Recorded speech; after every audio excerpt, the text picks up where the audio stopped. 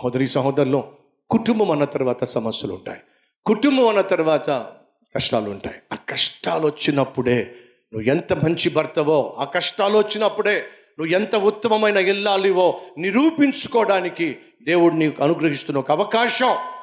అసలైన ఆత్మీయత, అసలైన ఆప్యాయత, అనురాగము, భార్య కావచ్చు భర్త కావచ్చు చూపించగలిగిన సమయం ఏదైనా వచ్చింది అని అంటే, భర్త ఆర్థికంగా చితికిపోయినప్పుడు, భార్య ఆరోగ్యాన్ని కోల్పోయినప్పుడు, అదే అసలైన సమయం. నువ్వు ఎంత మంచివాడువో, నువ్వెంత మంచిదానివో నిరూపించుకునే సమయం. కానీ దురదృష్టం ఏంటి తెలుసా?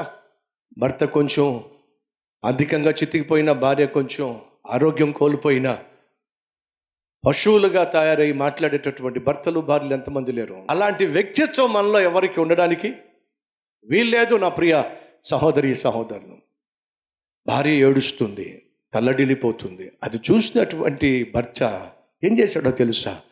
దేవుని దగ్గరికి వెళ్ళి ఏడ్చాడండి. అయ్యా, నీ చిత్తమే చేశాం, నీ చిత్తానుసారంగా వివాహం చేసుకున్నాం, గర్భఫలం నువ్వు ఇచ్చే బహుమానం, కానీ ఏం చేతనో మా ఇంట్లో గర్భఫలం లేదయ్యా, నా భార్య తల్లడిల్లిపోతుందయ్యా, తను ఏడుస్తూ ఉంటే నేను చూడలేకపోతున్నాను ప్రభువా, దయచేసి నా భార్యను కనికరించి బంగారం ఒక బిడ్డను మాకు దయచేయి ప్రభువా అని దేవుని దగ్గరికి వెళ్ళి ఇస్సాకు ప్రార్థన చేశాడు. ఆ ప్రార్థన దేవుడు ఆలకించాడు. ఆ ప్రార్థన దేవుడు ఆలకించి ఒక బిడ్డని ప్రభువా అనంటే దేవుడు ఎంతమందిని ఇచ్చాడు? ఇద్దరినిచ్చాడు. సహోదరుడా సహోదరి, అడిగిన వాటికన్నా, ఊహించిన వాటికన్నా అత్యధికముగా నీ ప్రార్థనకు జవాబిచ్చే దేవుడిని ప్రకటిస్తున్నా యేసు. సో కుటుంబంలో సమస్య వచ్చినప్పుడు కొట్టుకు చావలా ఏం చేశారు చెప్పండి? భర్త దేవుని దగ్గరికి వెళ్ళి ప్రార్థన చేశాడు. కుటుంబంలో సమస్య వచ్చిందా? కొట్టుకు చావకండి. అరిచి కేకలేసి ఇల్లు పీకి పందిరి వేయకండి. కుటుంబ వ్యవస్థ ప్రారంభించింది దేవుడు. ఆ కుటుంబ వ్యవస్థను కాపాడగలిగింది కూడా దేవుడే. కుప్పకూలిపోవడానికి సిద్ధంగా ఉన్న కుటుంబాన్ని నిలబెట్టగలిగింది కూడా దేవుడే. ఎప్పుడో తెలుసా? నువ్వు ఆ దేవుని దగ్గరికి వెళ్ళి నీ కుటుంబంలో వచ్చిన సమస్యను చెప్పినప్పుడు. ఇస్సాకు తన కుటుంబంలో వచ్చిన సమస్యను గూర్చి దేవునితో చెప్పినప్పుడు దేవుడు ఆలకించాడండి. సహోదరుడా సహోదరి, ఆ దేవుడు ప్రార్థన ఆలకించేవాడు. ఎందుకో తెలుసా? ఆయన కళ్ళుండి చూసేవాడు, చెవులుండి వినేవాడు, మనసు ఉండి నీ కష్టాన్ని అర్థం చేసుకొని నువ్వు అడిగిన దానికంటే అద్భుతమైనటువంటి జవాబు ఇవ్వడానికి ఆయన చాలిన దేవుడు. అలాంటి దేవుడు నీకు ఉన్నప్పుడు అడిపోసుకోవడం దేనికి? అరిచి కేకలేయడం దేనికి?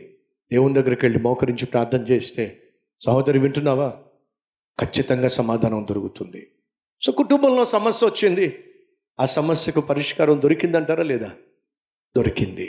నీ జీవితంలో ఏమి జరుగుతున్నా అవి నాకు తెలియకుండా జరగటంలా, ఏది జరిగినా అది నాకు తెలియకుండా జరగల.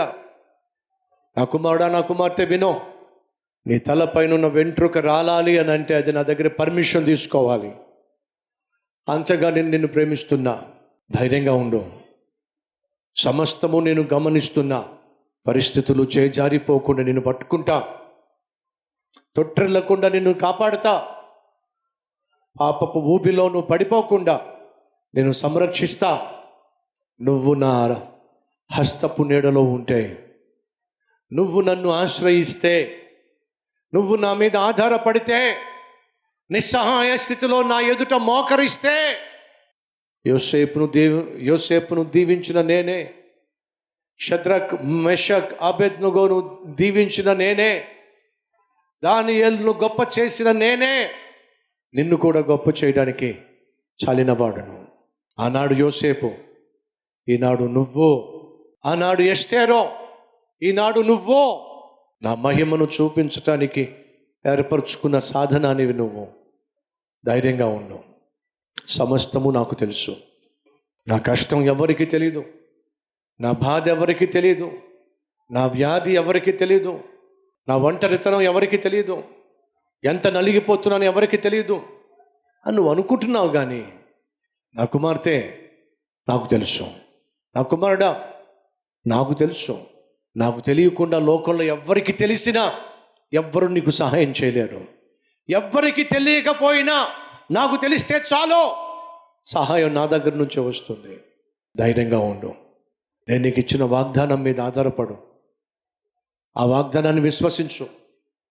నేటిని గురించి ఆలోచించద్దు, భవిష్యత్తుని గురించి ఆలోచించు. నీకోసం దాచిపెట్టినటువంటి శ్రేష్టమైనటువంటి జీవితాన్ని గురించి ఆలోచించు. నీకోసం దాచిపెట్టిన అభివృద్ధిని గురించి ఆలోచించు. నీకోసం దాస్తున్న సమృద్ధిని గురించి ఆలోచించు. ఈరోజు నువ్వు కలిగి ఉన్న కష్టం తాత్కాలికం మాత్రమే, కొంచెం కాలం మాత్రమే. ధైర్యంగా ఉండు. మంచి రోజులు రాబోతున్నాయి.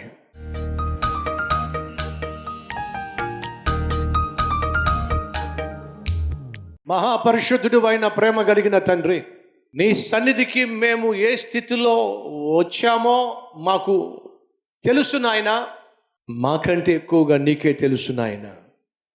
కాబట్టే బహుసూటిగా బహుస్పష్టంగా మందరితో మాట్లాడాము. నీ చిత్తానుసారంగా మేము జీవించిన, వాక్యానుసారంగా మేము జీవించిన నాయన, లోకంలో అందరికీ వచ్చే కష్టాలే, శ్రమలే, బాధలే మాకు వస్తాయి. వారికి మాకున్న తేడా నాయనను మాకు తోడుగా ఉన్నావు. ఎంతో కాలంగా మేము చేస్తున్న ప్రార్థనలకు జవాబులు కళ్ళారా చూసే కృపనివ్వండి.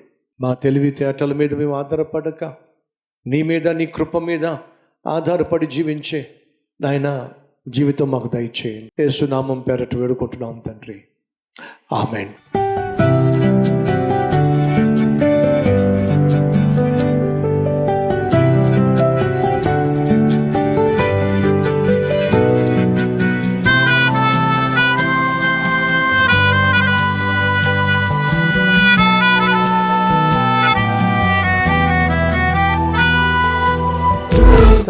డైలీ డివోషన్ మీకు ఆశీర్వాదకరంగా ఉంటే 10 మందికి షేర్ చేయండి, లైక్ చేయండి, అలాగే ఖచ్చితంగా కామెంట్ పెట్టండి. మళ్ళీ రేపు ఇదే సమయంలో మరొక అద్భుతమైన డైలీ డివోషన్ మీ ముందుకు రాబోతున్నాను. అంతవరకు సెలవు.